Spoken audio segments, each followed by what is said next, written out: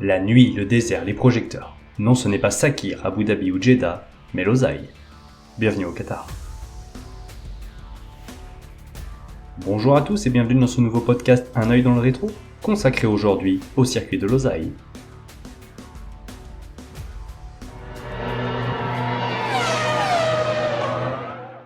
La piste de Losail est loin d'être inconnue pour tout fanatique de sport motorisé. Il est en effet le théâtre du Grand Prix MotoGP depuis 2004, passant même au mode nocturne à partir de 2008.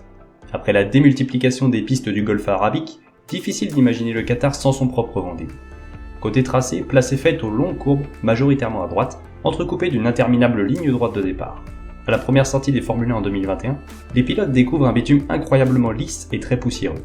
Il faut dire que la présence de sable tout autour du circuit n'aide pas vraiment, les graviers non plus. Car oui, il y a des bacs à gravier à Losail et leur positionnement n'a rien d'un hasard. Comme pour les tracés de l'ancienne époque, c'est en bordure de piste que ces bacs sont placés. Dès lors, plus de questions à se poser pour les limites. Ou ça passe en restant sur le tarmac, ou ça casse en frottant durement le plancher sur le sol rocailleux. Une autre technique pour imposer le non-dépassement des limites de course, ce sont les vibreurs et ceux du tracé qatari ne font pas vraiment dans la dentelle, du moins dans les premières éditions. À la place des petites vaguelettes, ce sont de grosses pyramides qui se dressent sur les abords du circuit, de quoi bien démotiver les pilotes à outrepasser les frontières. Mais ces éléments ne sont pas sans incidence. Les chocs sont très souvent violents pour le dos des pilotes, mais surtout terriblement cassants pour les monoplaces et les pneumatiques. D'ailleurs, les gommes n'apprécient pas vraiment ce tracé tortueux où les virages en appui sont légion.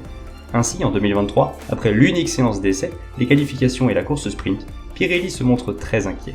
Les pneus sont anormalement marqués du fait des importantes charges exercées dans les courbes combinées à une chaleur accablante et des vibreurs beaucoup trop agressifs. Avant le départ du Grand Prix, ordre est donné de limiter à 18 tours l'usage des gommes italiennes, obligeant les écuries à s'arrêter au moins 3 fois au stand. La firme transalpine n'était plus très loin du fiasco d'Indianapolis 2005. L'honneur est presque sauf. Un avantage aura cependant été trouvé à cette obligation d'arrêt, l'attaque constante. Sans gros ménagement à faire, les pilotes poussent encore et encore, si bien que les meilleurs tours en course sont à peine plus lents d'1 seconde par rapport aux qualifications, fait extrêmement rare dans l'ère moderne de la Formule 1. Mais si le rythme est élevé, le nombre de dépassements ne l'est pas vraiment, même si parfois, le gros cœur de certains les pousse à tenter d'impressionnantes manœuvres, à l'image de Leclerc sur Hamilton lors de la course sprint de 2024. Car oui, le Qatar aime le sprint. C'est lors de ce format raccourci qu'en 2023, Verstappen décrochait son 3e titre mondial, notamment grâce à l'accident de son équipier Pérez, victime innocente du duo Hülkenberg-Ocon. Ce jour-là, c'est l'étonnant Piastri qui rentra dans l'histoire en remportant sa première épreuve devant l'intouchable RB19 du champion hollandais, facile vainqueur le jour du Grand Prix.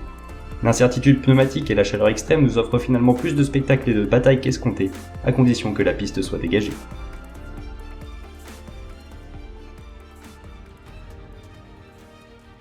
Remontons en 2024. Au 30e tour, Albon voit l'un de ses rétroviseurs se détacher de sa Williams avant de s'échouer au beau milieu de la ligne droite des stands. L'important morceau de carbone reste planté là durant 4 tours sans que rien ne soit fait pour le retirer. C'est alors que Bottas, hors trajectoire pour laisser passer Leclerc, roule sur le morceau de l'anglaise qui explose en 1000 morceaux. Résultat, une piste jonchée de débris et des crevaisons immédiates pour Hamilton et Sainz. Il faudra attendre une boucle supplémentaire pour enfin voir la course neutralisée. Le circuit de Losail n'en était pourtant pas à sa première en termes de crevaisons.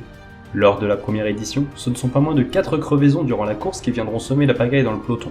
Après Bottas, c'est Norris puis les Williams de Russell et Latifi qui sont touchés, toujours sur la même roue avant gauche. Cette épreuve verra le retour presque inattendu de Fernando Alonso sur le podium, 3e.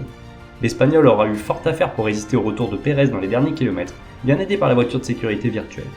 L'Espagnol met donc fin à une série de 7 ans sans top 3, lui qui n'avait plus goûté au champagne depuis la Hongrie en 2015. Le record de Wurz tiendra encore. Sur la grille de départ, Gasly profita des pénalités de Verstappen et Bottas pour s'immiscer en première ligne avec son AlphaTauri, une grande réussite qui ne sera pas transformée le jour du Grand Prix. Si Hamilton devient le premier à apposer son nom au palmarès de Losail, les récentes éditions n'auront pas été un grand succès pour lui. Accrochage au premier virage avec son équipier en 2023, faux départ, excès de vitesse dans les stands et grosse envie de renoncer en 2024, voilà un comportement inattendu pour le septuple champion anglais. Cette dernière édition verra le numéro 1 Max Verstappen jouer aux inspecteurs en notant le non-ralentissement de Norris sous les drapeaux jaunes, ce qui vaudra à l'anglais une sévère pénalité. Ce nouveau départ aura été, une fois de plus, très mouvementé avec l'accrochage Ocon-Colapinto, bien aidé par Hülkenberg et sa Haas totalement en perdition. Le manque d'adhérence est visible sur tout le tracé et les passages au large sont relativement nombreux. Alonso en est l'exemple le plus probant, lui qui quitta largement la trajectoire 2023 pour retrouver une piste auxiliaire couverte de poussière. Notons le petit exploit de Joe en 2024, inscrivant les seuls points de son écurie avec une improbable 8ème place à l'arrivée, une belle récompense pour la structure suisse, largement distancée par la concurrence.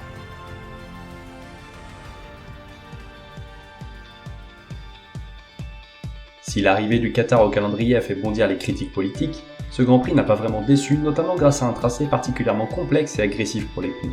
Faire le choix entre endurance ou vitesse est primordial pour espérer bien figurer sous les projecteurs, à moins que la voiture de sécurité ne vienne changer les règles du jeu.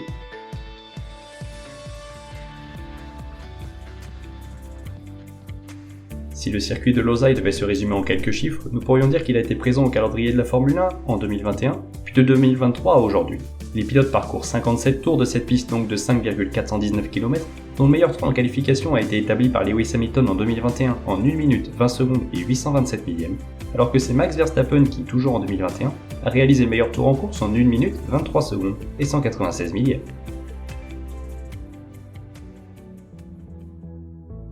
Pour en savoir davantage sur toute l'histoire de la Formule 1, rendez-vous sur le site internet unoeildanslerétro 1.wixit.com/unoeildanslerétro, sur les réseaux sociaux Facebook et Instagram. Et quant à moi, je vous dis à bientôt pour un nouveau coup d'œil dans le rétro.